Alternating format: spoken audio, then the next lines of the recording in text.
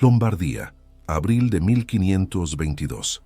La primavera italiana había llegado, pero no traía consigo el aroma de las flores ni la promesa de las cosechas, sino el hedor rancio de los campamentos militares y la promesa de una violencia inminente.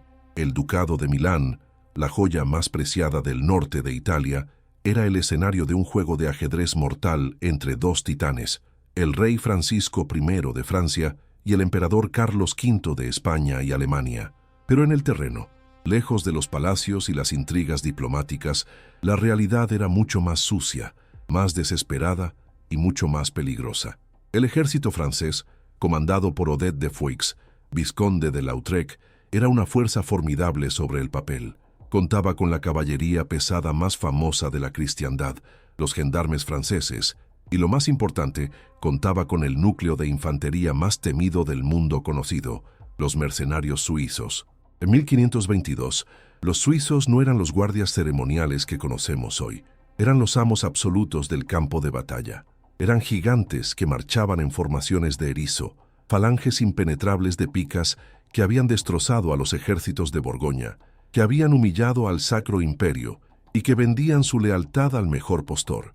Se llamaban a sí mismos los domadores de reyes, y con razón. Caminaban con una arrogancia que hacía temblar el suelo, convencidos de que no existía fuerza humana capaz de detener su avance. Sin embargo, en el campamento francés, la atmósfera no era de disciplina marcial, sino de motín inminente. Odet de Foix, el comandante francés, era un hombre atrapado en una pesadilla. El dinero prometido por el rey de Francia no llegaba. Los cofres estaban vacíos, y un mercenario suizo sin paga es más peligroso que cualquier enemigo. La mañana del 26 de abril, la situación llegó a un punto de ruptura. Los capitanes suizos, liderados por el feroz Albrecht von Stein, irrumpieron en la tienda de Lautrec. No se quitaron los cascos, no hicieron reverencias. Eran hombres rudos, montañeses que despreciaban la etiqueta cortesana de los franceses. Von Stein golpeó la mesa del general con su guantelete de acero, tirando los mapas y las copas de vino. «Dinero», gruñó el suizo en su alemán gutural.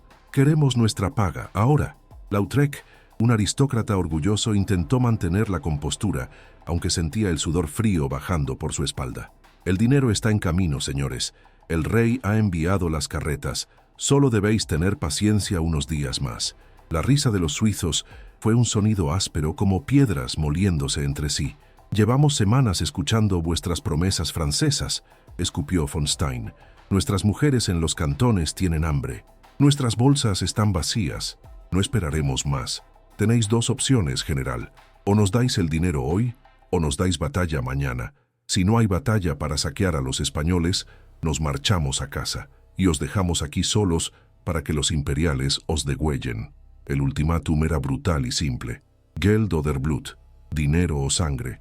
Si no había paga, exigían luchar inmediatamente para cobrar del botín del enemigo. Lautrec estaba horrorizado. Como estratega, sabía que atacar ahora era una locura.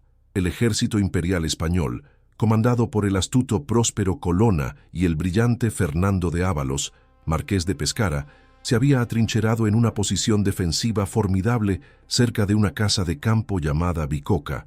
Atacar una posición preparada, sin reconocimiento previo, impulsado solo por la prisa de unos mercenarios codiciosos, era un suicidio táctico. «Es una locura», intentó razonar Lautrec. «Los españoles están bien posicionados. Se han atrincherado. Necesitamos artillería. Necesitamos tiempo para flanquearlos». «A la mierda con vuestras tácticas», rugió otro capitán suizo. «¿Acaso tenéis miedo de unos cuantos españoles sucios?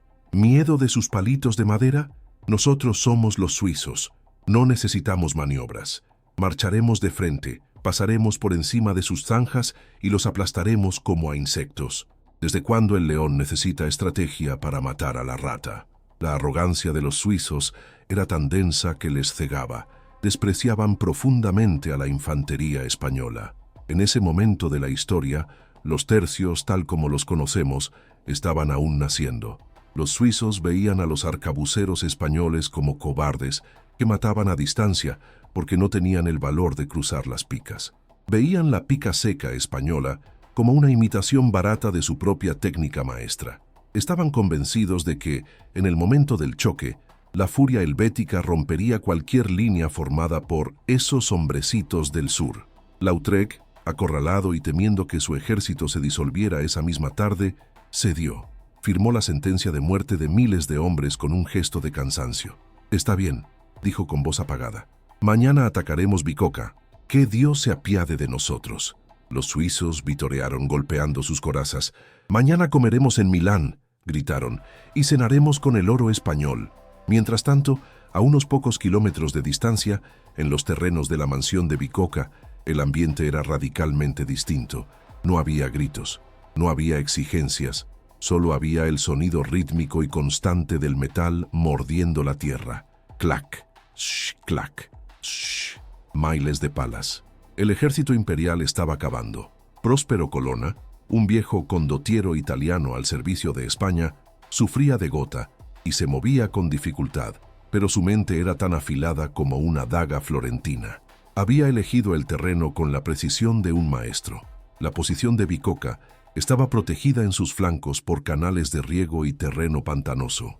El único acceso viable era un frente estrecho, cruzado por un camino hundido, una especie de carretera natural rebajada en el terreno que los lugareños usaban para mover el ganado.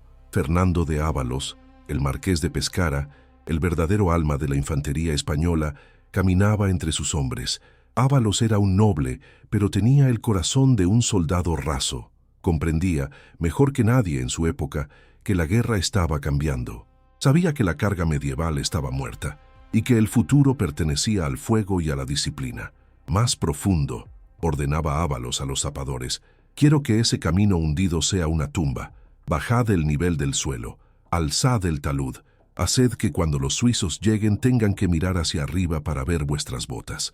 Los soldados españoles, alemanes y los italianos leales trabajaban sin descanso, cavaban trincheras, reforzaban el parapeto natural del camino hundido con tierra apisonada, colocaban estacas afiladas, estaban construyendo una trampa, pero no todos entendían lo que pasaba. Entre las propias filas imperiales, algunos caballeros de la vieja escuela murmuraban.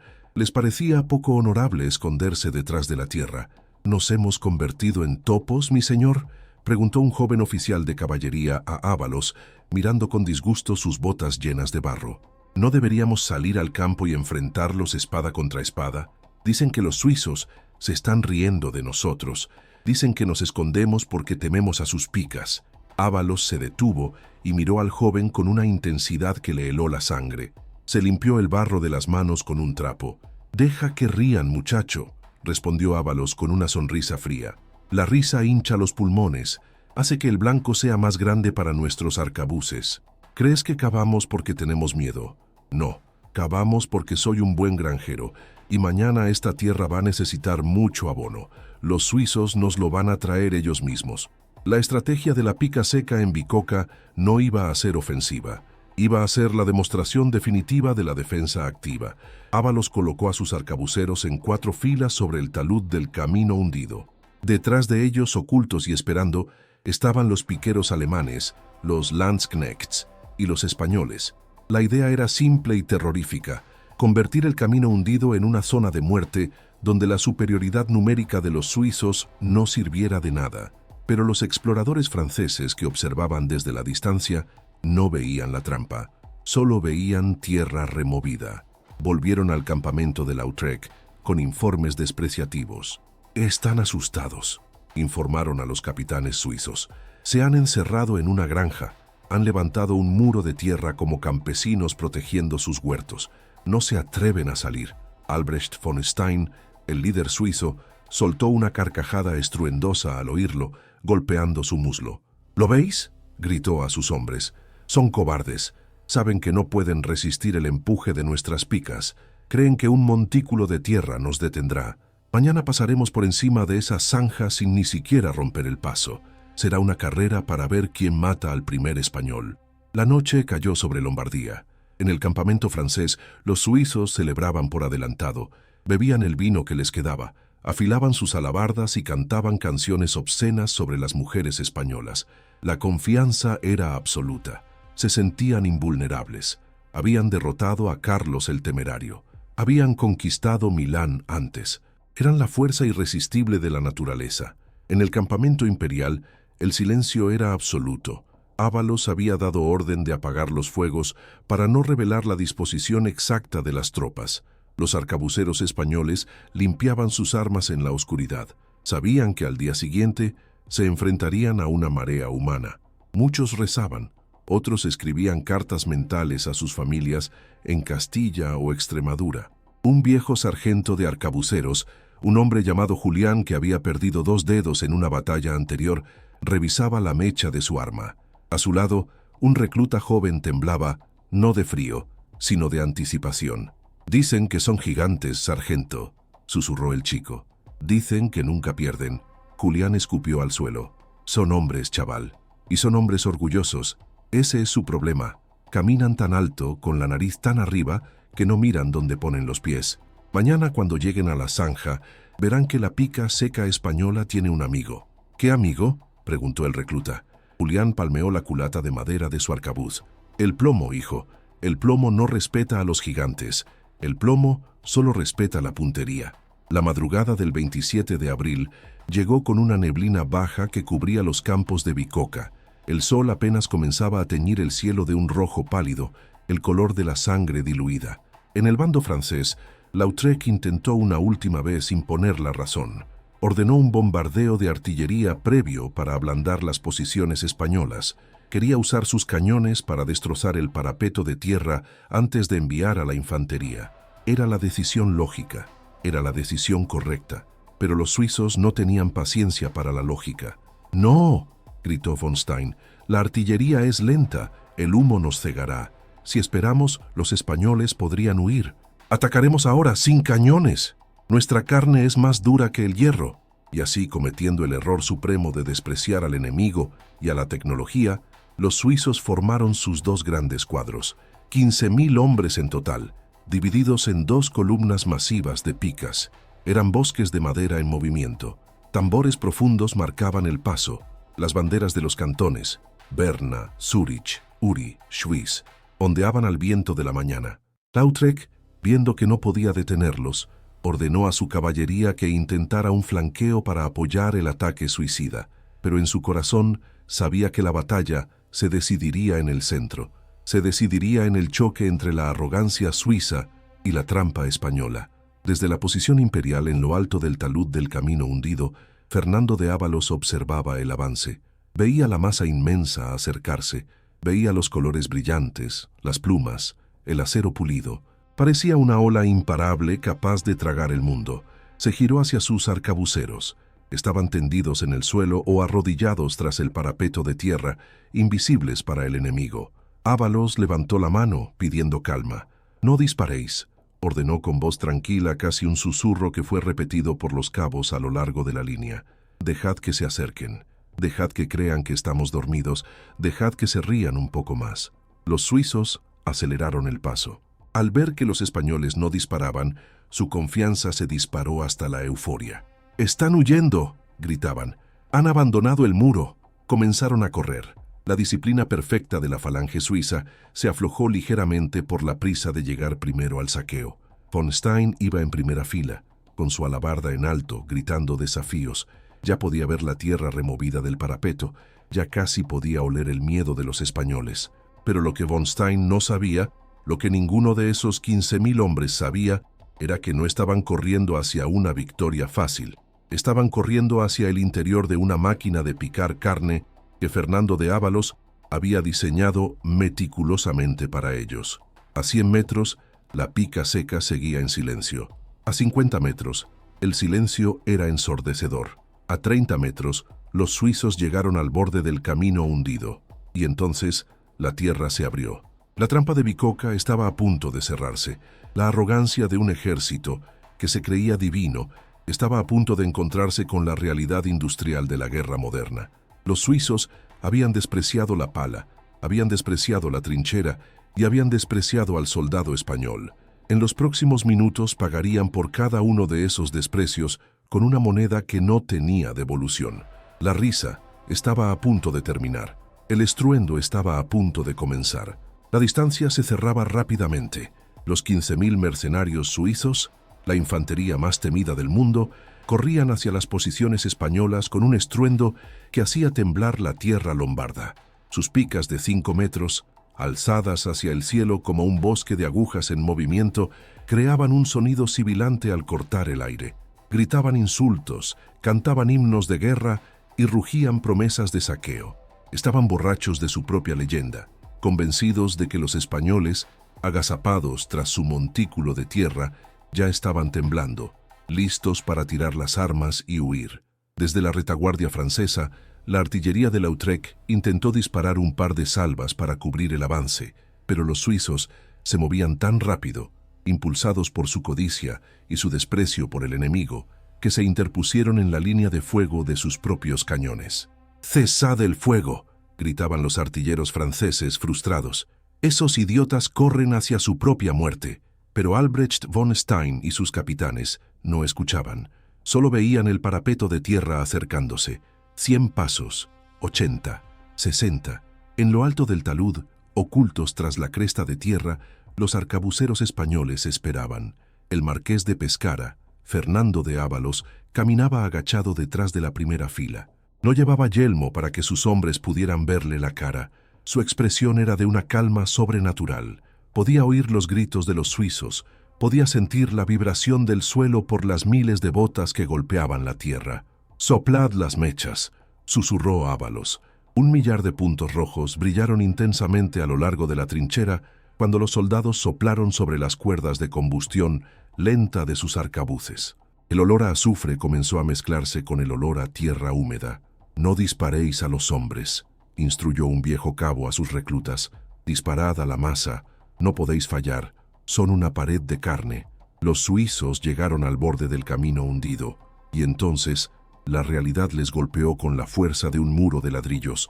Lo que desde lejos parecía una pequeña zanja o un desnivel suave, se reveló de repente como una trampa mortal de ingeniería militar.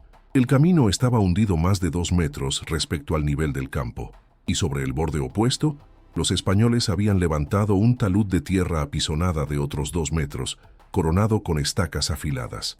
Para llegar a los españoles, los suizos tenían que saltar al camino, perder todo su ímpetu, amontonarse en el fondo y luego intentar escalar una pared de tierra de 4 metros de altura total, mientras cargaban con picas pesadas y armaduras. Pero la inercia de 15.000 hombres corriendo no se detiene en un segundo. Las primeras filas suizas intentaron frenar al ver el abismo, pero fueron empujadas inexorablemente por las filas de atrás, que no veían el peligro y seguían corriendo y empujando, ciegas por el polvo y la euforia. «¡Atrás, parad!», gritó von Stein, agitando los brazos. Fue inútil. La vanguardia suiza se precipitó al camino hundido como una cascada humana. Cientos de hombres cayeron unos sobre otros, rompiéndose las piernas, perdiendo los cascos, convirtiéndose en una masa confusa de cuerpos y madera en el fondo de la zanja. Las picas, tan letales en formación horizontal, se convirtieron en estorbos inútiles, apuntando en todas direcciones, hiriendo a sus propios dueños en la caída. Y en ese momento de caos absoluto, cuando los suizos eran un rebaño atrapado en un corral, Fernando de Ábalos se puso de pie en lo alto del parapeto. «¡España!», gritó. «¡Fuego!». Lo que sucedió a continuación no fue una batalla, fue una ejecución masiva. Fue el nacimiento de la guerra industrial. La primera fila de arcabuceros españoles se asomó por encima del talud. Estaban tan cerca de los suizos, apenas a 3 o 4 metros de distancia, que no necesitaban apuntar. Los cañones de sus armas miraban directamente a los rostros aterrorizados de los mercenarios atrapados abajo. ¡Bum! Las armaduras de los suizos, diseñadas para desviar espadas o flechas, no servían de nada a esa distancia contra la pólvora. Las balas atravesaron las corazas de pecho como si fueran de papel, destrozaron cráneos, arrancaron extremidades, perforaron filas enteras de hombres. La primera oleada suiza en el fondo del camino hundido fue literalmente borrada de la existencia. Cientos de hombres murieron en una fracción de segundo, sus cuerpos cayendo hacia atrás sobre sus camaradas que seguían llegando. Pero la genialidad de la pica seca española en Bicoca no fue solo la primera descarga, fue la cadencia. Ábalos había dispuesto a sus arcabuceros en 4 filas de profundidad. En cuanto la primera fila disparó, se agacharon y retrocedieron para recargar. Inmediatamente la segunda fila, que ya tenía las armas preparadas, ocupó su lugar, se asomó y disparó. ¡Bum!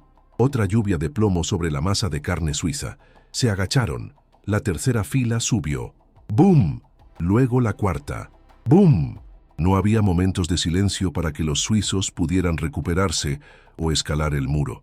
Solo había una tormenta incesante de balas que caía sobre ellos desde arriba, implacable, metódica, cruel.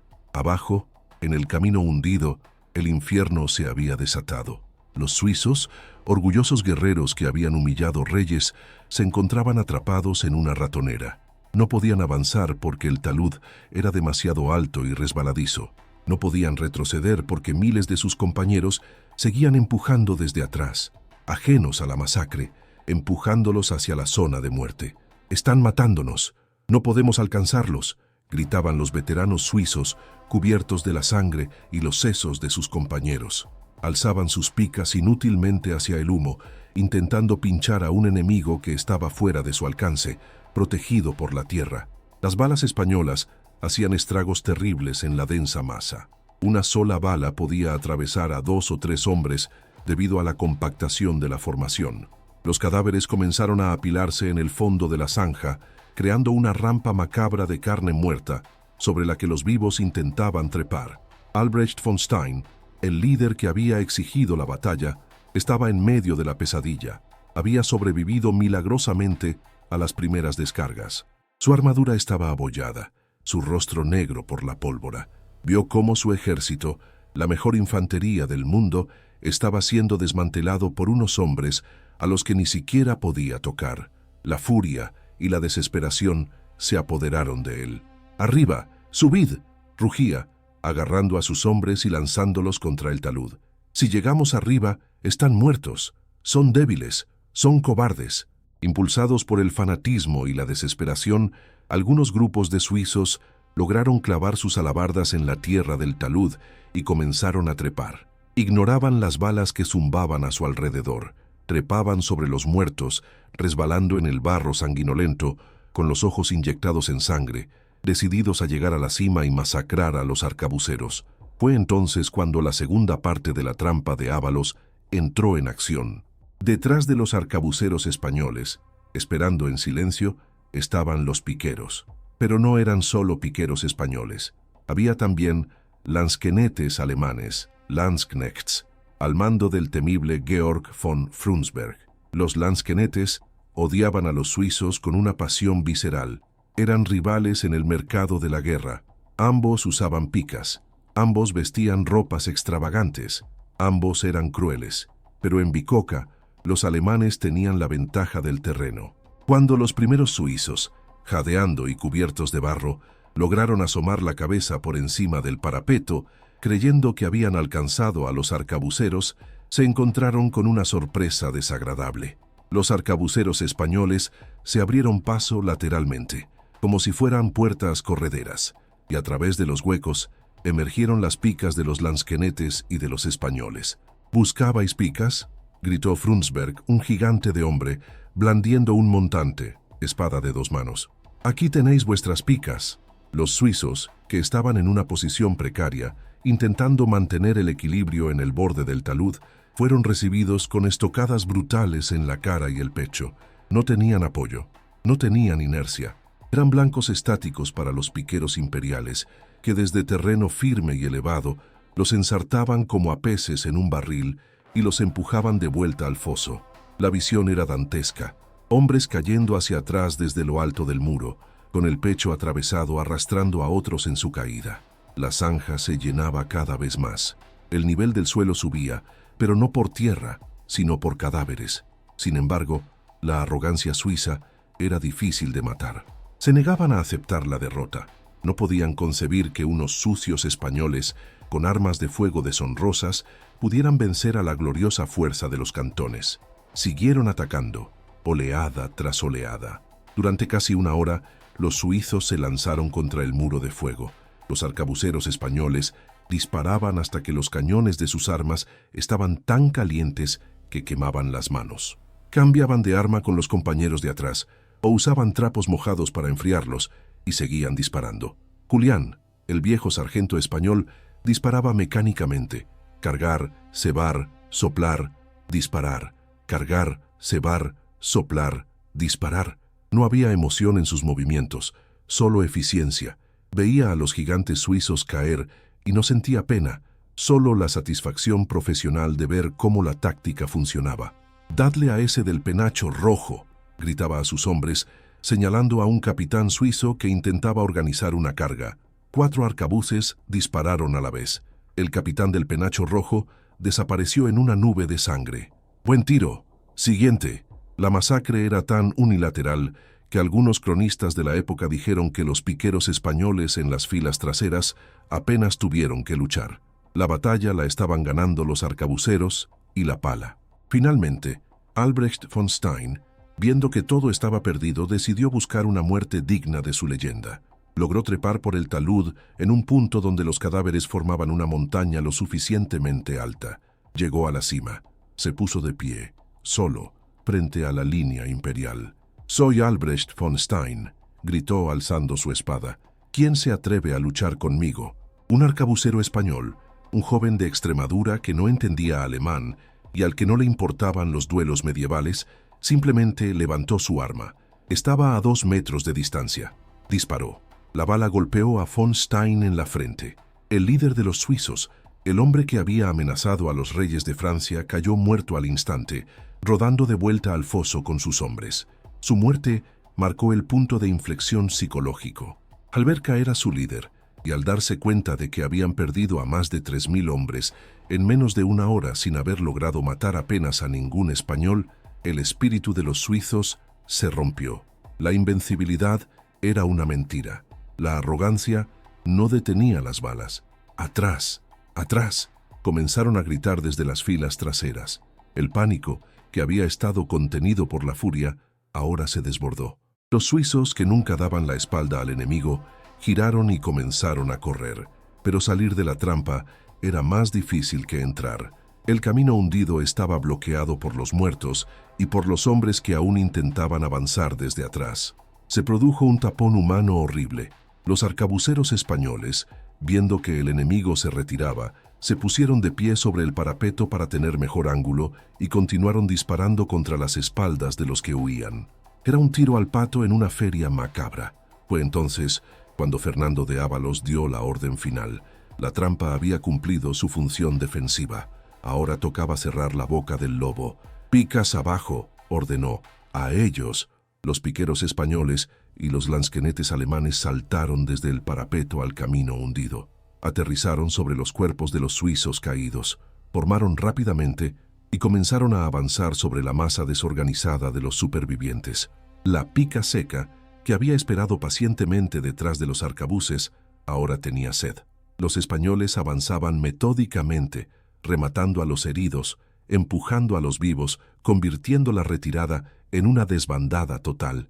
Los lansquenetes alemanes eran especialmente crueles. Gritaban venganza por viejas batallas. «Aquí está vuestro dinero», gritaban mientras clavaban sus picas en los suizos que intentaban rendirse. «Cobrad vuestra paga en el infierno». Desde la distancia, el comandante francés Lautrec observaba la escena con incredulidad. Su ejército de élite, la fuerza en la que había confiado todo, se estaba evaporando ante sus ojos. No había habido grandes maniobras, no había habido cargas de caballería heroicas. Simplemente, los suizos habían caminado hacia una zanja y los españoles los habían asesinado a distancia. Lautrec comprendió entonces que el mundo había cambiado. La era del caballero y del piquero invencible había terminado. La era de la pólvora y la trinchera había comenzado, y los maestros de esta nueva era eran los españoles. En el campo de Bicoca, el humo de la pólvora comenzaba a disiparse, revelando la magnitud de la carnicería. 3.000 cadáveres suizos llenaban el camino hundido hasta el borde. La sangre corría como un arroyo, tiñendo el agua de los canales de riego. En el bando español, las bajas eran irrisorias. Apenas unos cuantos hombres heridos por flechas o por algún disparo perdido. La trampa se había cerrado. La burla había sido silenciada con plomo, pero la batalla aún no había terminado del todo. Los restos del ejército francés y suizo intentaban huir, y los españoles, frescos y eufóricos, no tenían intención de dejarlos ir sin una última lección. La persecución estaba a punto de comenzar, y con ella, la consolidación de una leyenda, la de que enfrentarse a la infantería española en una posición preparada era la forma más rápida de suicidarse. El sol del mediodía iluminaba ahora lo que hacía apenas unas horas era un campo de cultivo y un camino vecinal. Pero la geografía había cambiado.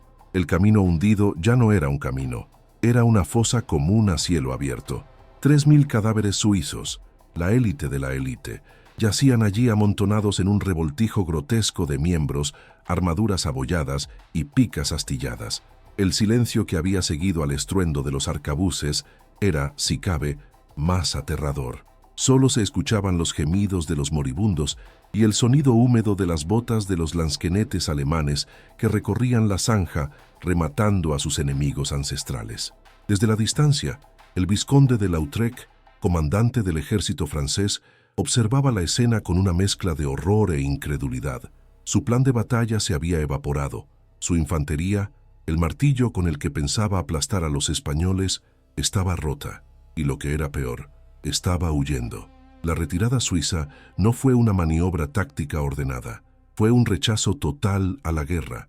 Los supervivientes, aquellos que habían logrado salir del embudo de la muerte, no se detuvieron para reagruparse.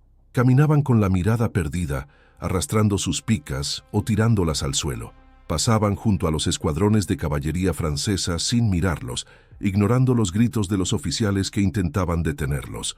«¡Cobardes!», les gritó el señor de Pont-Dormy, un noble francés. «Volved a la línea. Aún tenemos la caballería. Podemos flanquearlos». Un capitán suizo, con la cara cubierta de hollín y sangre seca, se detuvo un momento. Escupió al suelo, cerca de los cascos del caballo del noble. «Id vos», gruñó. «Id vos a luchar contra el diablo y sus tubos de fuego. Nosotros nos vamos a casa. No se puede luchar contra el rayo». El mito de la invencibilidad suiza, forjado durante 50 años de victorias brutales, murió esa tarde en Lombardía. No murió en un combate heroico, sino en una zanja, asesinado por la tecnología y la disciplina española. Los suizos comprendieron que su era había terminado. La fuerza bruta y el coraje suicida ya no bastaban contra la pólvora bien dirigida. Lautrec intentó una última maniobra desesperada. Ordenó a su caballería, los famosos gendarmes, que intentaran proteger la retirada y, si era posible, hostigar a los imperiales para evitar una persecución total. Pero el terreno, elegido magistralmente por Próspero Colonna, era una pesadilla para los caballos. Los canales de riego, los setos y el suelo pantanoso impedían cualquier carga efectiva. Además, Fernando de Ávalos, el marqués de Pescara, no tenía intención de dejar que los franceses se fueran intactos. Viendo que los suizos se retiraban, soltó a sus propios perros de presa. La caballería ligera española, los jinetes, salieron de los flancos de la posición imperial. No eran caballeros pesados como los franceses, eran rápidos, ágiles, montados a la jineta.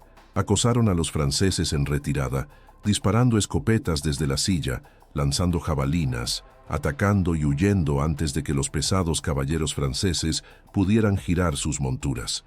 Fue una humillación final. El ejército francés no se retiraba, se desangraba paso a paso. De vuelta en las trincheras de Bicocca, el ambiente entre la infantería española era de una euforia extraña, casi incrédula. Los soldados miraban sus arcabuces, aún calientes, y luego miraban la montaña de muertos en el foso. «¿Habéis visto eso?», decía un cabo a sus hombres mientras limpiaba el cañón de su arma. «Cayeron como moscas, ni siquiera llegaron a tocarnos». Decían que eran invencibles. Se rió otro soldado, un joven que había estado temblando esa misma mañana. «Pues sangran igual que los cerdos». Fue en ese momento, entre el olor a pólvora y sangre, donde nació una palabra que quedaría grabada para siempre en la lengua española y curiosamente en la italiana. Los soldados comenzaron a comentar lo fácil que había sido la victoria. Habían aniquilado a un ejército superior sin apenas sufrir bajas. Había sido un trabajo limpio, rápido, casi sin esfuerzo. «Esto ha sido una bicoca», empezaron a decir. Bicocca. El nombre del lugar se convirtió en sinónimo de chollo, de ganancia fácil, de algo que se consigue con poco esfuerzo. ¡Qué ironía tan macabra! Para que nosotros hoy usemos la expresión «eso es una bicoca», tuvieron que morir 3.000 hombres en una zanja, destrozados por el plomo. La facilidad de los españoles fue la tragedia de los suizos. Pero la facilidad de la batalla no significaba que el trabajo hubiera terminado. Los Lanzknechts alemanes al servicio del emperador, comandados por Georg von Frundsberg, tenían cuentas pendientes con los suizos. Ambos grupos de mercenarios competían por el mismo mercado. Se odiaban a muerte. Frundsberg pidió permiso para perseguir a los suizos en retirada. Ávalos asintió. «Que no vuelvan», dijo el español. Lo que siguió en los caminos de Lombardía fue una cacería. Los Lanzknechts persiguieron a los rezagados suizos sin piedad. No hubo prisioneros. Aquellos que caían por el cansancio o las heridas eran degollados al borde del camino. Fue la venganza de la pica alemana contra la Suiza, sancionada por la victoria española. Esa noche, el campamento francés de Lautrec era un lugar de desolación. Los suizos hicieron las maletas. No hubo debate, no hubo asambleas. Simplemente empaquetaron lo poco que les quedaba y comenzaron a marchar hacia el norte, hacia los pasos alpinos, de vuelta a sus cantones. «General», le dijo uno de los últimos capitanes suizos a Lautrec, «buscad otros locos que mueran por vuestro oro. Nosotros no volveremos a luchar contra los españoles. Tienen al demonio en sus filas». Con la partida de los suizos, el ejército francés se evaporó. Lautrec se quedó solo con su caballería y unos pocos infantes franceses, las bandas negras, insuficientes para sostener el asedio de Milán o enfrentarse a Colonna. No tuvo más remedio que levantar el campo y retirarse humillado hacia territorio veneciano, abandonando el ducado de Milán a Carlos V. La campaña había terminado en un solo día. Mientras tanto, en el campo de Bicoca, los españoles consolidaban su nueva posición en el mundo. El saqueo de los cadáveres fue abundante. Los suizos llevaban encima la paga de meses, o lo que habían robado en campañas anteriores. Bolsas de monedas, cadenas de oro, dagas de buena calidad, todo pasó a manos de los soldados imperiales. Pero más valiosa que el oro fue la lección táctica. Fernando de Ávalos reunió a sus oficiales esa noche. Estaban sucios, cansados, pero tenían el brillo de la revelación en sus ojos. «Señores», dijo Ávalos sosteniendo una copa de vino saqueado, «hoy el mundo ha cambiado. Hoy hemos demostrado que la pica sola está muerta. El futuro es el arcabuz protegido por la pica. El futuro es la trinchera. El futuro es la disciplina». Los veteranos asentían. Habían visto cómo el fuego masivo detenía una carga que, hace 20 años, habría sido imparable. Habían validado el modelo del tercio. Ya no necesitaban ser gigantes físicos como los suizos. Necesitaban ser profesionales técnicos. Un hombre pequeño y flaco con un arcabuz y una posición bien cavada valía más que 3 gigantes con alabardas. La noticia de Bicoca corrió como la pólvora por las cortes europeas. En Roma, el Papa, que había estado jugando a 2 bandas, se alineó inmediatamente con el emperador Carlos. En Londres, Enrique VIII, impresionado por la potencia española, empezó a considerar una alianza contra Francia, que luego traicionaría como siempre. Pero fue en Madrid y en Viena donde la noticia tuvo el mayor impacto. Carlos V comprendió que tenía en sus manos la herramienta definitiva para forjar su imperio universal. Sus infantes españoles no eran solo valientes, eran tácticamente superiores a cualquier otra fuerza del planeta. Sin embargo, la victoria trajo consigo un nuevo tipo de arrogancia. No la arrogancia ruidosa y colorida de los franceses, sino una arrogancia fría, sobria y peligrosa. La soberbia española. Los soldados que sobrevivieron a Bicoca empezaron a creerse invencibles, y tenían razones para ello. Habían derrotado a los mejores. «Dios es español», se empezó a decir en los campamentos. Y si no lo es, al menos lucha en nuestros tercios. Esta confianza se manifestó en la forma en que los soldados caminaban, en cómo hablaban. Adoptaron una moda austera pero intimidante. Mientras los franceses y alemanes vestían colores chillones y plumas gigantes, los españoles empezaron a preferir el negro, el cuero oscuro, el acero bruñido. La pica seca se convirtió en un símbolo de austeridad letal. «Nosotros no nos vestimos de payasos para matar», parecían decir. «Nosotros somos los enterradores». Pero la historia no perdona el estancamiento. Bicocca fue una victoria defensiva, una trampa. La prueba definitiva vendría cuando los españoles tuvieran que salir de sus zanjas y atacar. Funcionaría la pica seca y el arcabuz en campo abierto, en una batalla de movimiento. El mundo no tendría que esperar mucho para saberlo. La guerra entre Francisco I y Carlos V estaba lejos de terminar. El rey de Francia, humillado por la pérdida de Milán, estaba reuniendo un nuevo ejército, más grande, más moderno. Juró que recuperaría Italia o moriría en el intento. «No volveré a caer en una zanja», prometió Francisco I. «La próxima vez los atraparé en campo abierto y mi caballería los aplastará». Lo que Francisco no sabía era que Ávalos y sus españoles ya estaban evolucionando. Bicocca les había enseñado el valor del fuego. Ahora estaban aprendiendo a mover ese fuego. Estaban perfeccionando la técnica del fuego y movimiento, las encamisadas nocturnas, la guerra de guerrillas a gran escala. El escenario estaba listo para el acto final de este drama, que ocurriría 3 años después en Pavía. Pero Bicocca fue el ensayo general. Fue el momento en que la infantería española se graduó cum laude en la Universidad de la Muerte. En los días posteriores a la batalla, los lugareños italianos regresaron a sus campos. Miraron el camino hundido, ahora cubierto de tierra nueva para tapar a los muertos. «Aquí murieron los gigantes», decían los campesinos santiguándose, «y fueron matados por los hombres de hierro». La leyenda de la pica seca había dejado de ser una burla para convertirse en una historia de terror que las madres francesas contaban a sus hijos para que se fueran a dormir. «Duérmete o vendrá el tercio», y el tercio siempre venía. La trampa se había cerrado en Bicocca, sí, pero la mandíbula de la bestia española apenas acababa de empezar a masticar Europa. La victoria en Bicocca fue tan absoluta que por un momento la guerra pareció detenerse en Italia, como si el continente entero necesitara contener la respiración para procesar lo que acababa de suceder. Los enterradores, reclutados entre los campesinos locales, trabajaron durante días para cubrir la carnicería del camino hundido.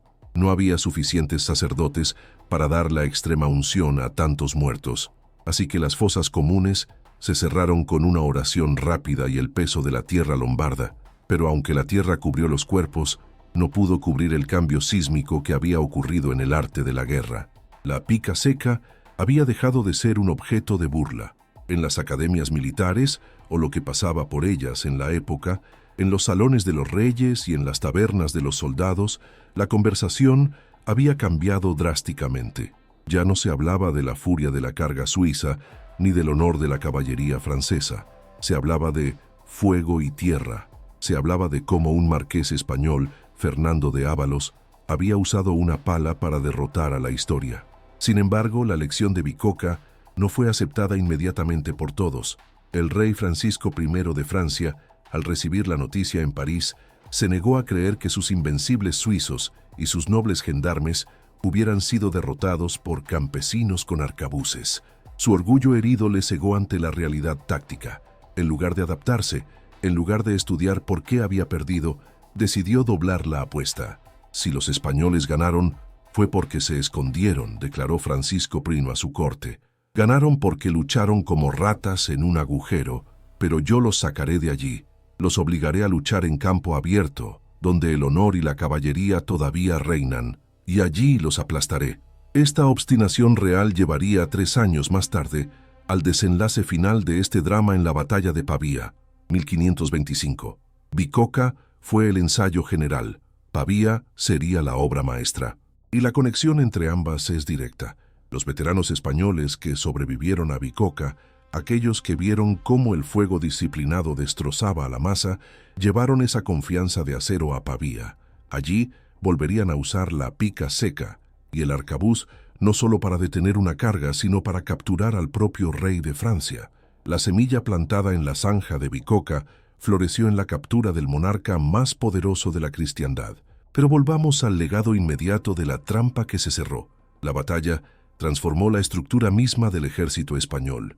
Antes de Bicocca, había un debate sobre la proporción ideal entre picas y armas de fuego. Muchos generales viejos aún desconfiaban de la pólvora, considerándola lenta, falible y deshonrosa. Bicocca terminó el debate. Quedó demostrado que el arcabucero, protegido por el piquero, era la unidad más letal del campo de batalla. Nació así la simbiosis perfecta del tercio.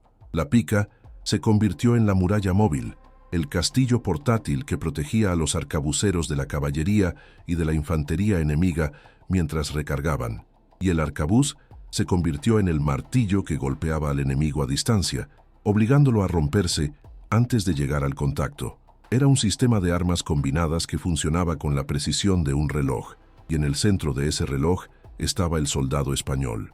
La psicología del soldado cambió para siempre. Antes, se veían a sí mismos como aventureros valientes. Después de Bicocca, se vieron como profesionales técnicos.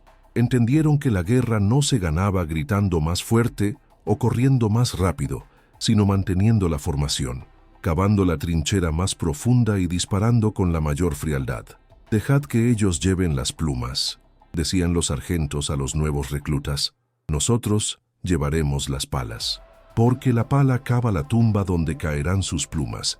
Esta mentalidad austera y pragmática se convirtió en la marca de la casa de la monarquía hispánica. Mientras otros ejércitos gastaban fortunas en uniformes vistosos, los tercios gastaban en la mejor pólvora y en el mejor acero de Toledo. La pica seca se convirtió en un símbolo de esa austeridad, una vara de fresno sin adornos, simple, brutal, efectiva. El impacto en los enemigos de España fue devastador. Los suizos, que habían sido los mercenarios más solicitados de Europa, vieron cómo su valor de mercado se desplomaba. Nadie quería contratar a una infantería que podía ser aniquilada en 30 minutos por un enemigo atrincherado. Los suizos se retiraron a sus montañas y, aunque seguirían luchando, nunca más volvieron a dictar la ley en los campos de batalla de Europa con la misma arrogancia. El martillo suizo se había roto contra el yunque español. En cuanto a los franceses, la humillación de Bicocca alimentó un odio profundo y una obsesión por vencer a los tercios que duraría más de un siglo. Intentarían copiar las tácticas españolas, contratarían a sus propios arcabuceros, pero siempre les faltaba algo: el espíritu de cuerpo, esa lealtad invisible que hacía que un soldado español prefiriera morir de hambre en un asedio o aguantar una carga suicida antes que deshonrar a su bandera. Años después, un cronista italiano escribió sobre Bicocca: «Fue el día en que la guerra dejó de ser un arte para convertirse en una matanza mecánica, y los españoles eran los mecánicos». Pero, ¿qué nos enseña hoy esta batalla olvidada? ¿Por qué debemos recordar el camino hundido? La historia de Bicocca es la eterna historia de la innovación contra la tradición arrogante. El ejército francés y suizo representaba el pasado glorioso, la carga frontal, el valor físico, la fuerza bruta. El ejército español representaba el futuro feo, la trinchera, la pólvora, la defensa posicional. Los suizos se rieron de la innovación porque no encajaba con su visión heroica de la guerra. «Cavar es de cobardes», decían, y murieron por ello. Los españoles abrazaron la innovación, aunque fuera sucia y poco caballerosa, porque entendieron que el objetivo de la guerra no es ser hermoso, es ganar. Fernando de Ávalos, el arquitecto de la victoria, murió pocos años después, pero su legado perduró. Él enseñó a Europa que la inteligencia vale más que el músculo, que una trampa bien puesta vale más que 1000 caballeros valientes. Hoy, el lugar donde ocurrió la batalla ha sido devorado por la expansión urbana de Milán. Bicocca es ahora el nombre de un barrio moderno y de una universidad. Pocos estudiantes que caminan por esas calles saben que bajo el asfalto duermen los restos de 3000 gigantes que creyeron ser inmortales. Pocos saben que el nombre de su universidad es sinónimo de victoria fácil, gracias a la sangre vertida allí hace 500 años. Pero la pica seca no ha sido olvidada por todos. En este canal nosotros recordamos el sonido de las palas en la noche, recordamos el silencio antes de la descarga, recordamos la risa de los arrogantes y el grito de los moribundos, recordamos que hubo un tiempo en que un puñado de hombres armados con madera y fe detuvieron al mundo y lo obligaron a girar en otra dirección. La trampa se cerró en 1522, pero la advertencia sigue abierta. Nunca subestimes a un enemigo que trabaja en silencio. Nunca te rías de la pica seca hasta que hayas comprobado si está afilada. Hemos visto cómo la soberbia llevó a la destrucción. Hemos visto cómo la disciplina venció al caos. Esta no es solo una historia de soldados muertos, es una lección de vida. La humildad, el trabajo duro y la preparación siempre, siempre vencerán al talento arrogante. Si esta historia ha resonado contigo, si sientes el peso de esos siglos de gloria y sacrificio, entonces eres uno de los nuestros. No dejes que la historia oficial, que a menudo olvida estas victorias españolas para centrarse en las derrotas, te ciegue. Aquí desenterramos la verdad. Aquí limpiamos el óxido de las viejas armaduras para que brillen de nuevo. Dale un me gusta rotundo a este vídeo, como si fuera una orden de carga. Suscríbete al archivo bélico y activa la campana, porque la historia de los tercios es larga y apenas hemos empezado a contarla. Comparte esto con quien necesite recordar que, a veces, la mejor forma de ganar una pelea es dejar que el enemigo se derrote a sí mismo contra tu escudo. Por Fernando de Ábalos, por los defensores del camino hundido, por la pica seca, Santiago y Sierra España.